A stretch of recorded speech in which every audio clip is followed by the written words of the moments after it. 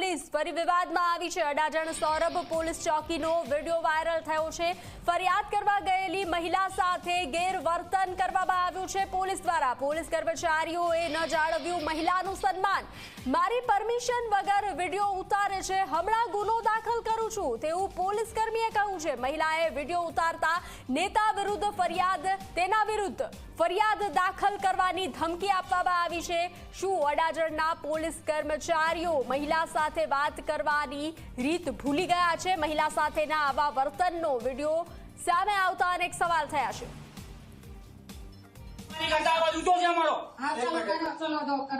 અધિકારીને તમે એમ કહો છો શાંતિ રાખો એમ? આ કે તમારું ઘર છે? આ મચ્છી બજાર છે? મચ્છી બજાર છે? ખોટી હોશિયારી નહીં કરવાની। જો બેન મેં તમને શાંતિની વાત કરું, બંધ નહીં થાય, તમારી કરતા બંધ થાય, વાત કરો બધા જેની જેની આને ગયા આયા કે મચ્છી બધું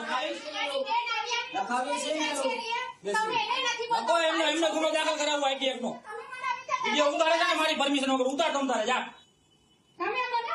ઉતારો વિડીયો તમ તારે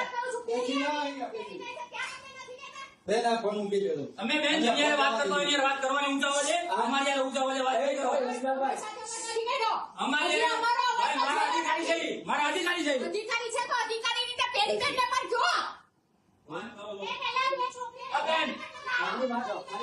તમે જાઓ તમારી તપાસ અમે કરી દઈશું જાઓ મારી વાત સાંભળો એના વિરુદ્ધ વધુ વિગત સાથે સંવાદદાતા ચેતન જોડાઈ ચુક્યા છે। જી ચેતન, સુરત અડાજણ પોલીસ ફરી વિવાદમાં આવી છે, મહિલા સાથે ગેરવર્તનનો વિડીયો સામે આવ્યો છે, શું વિગતો?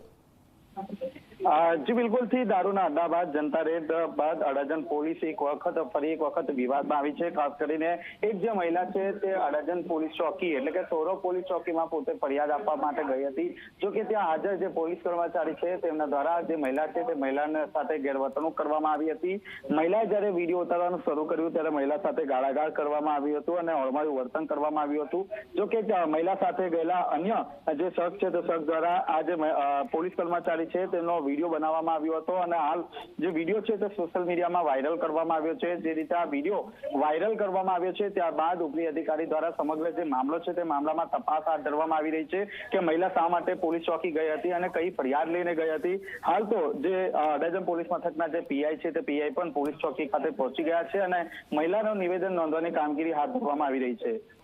જી ચેતન, જાણકારી સાથે જોડાવા બદલ આભાર। તો મહેસાણાથી મહત્વના સમાચાર। મહેસાણા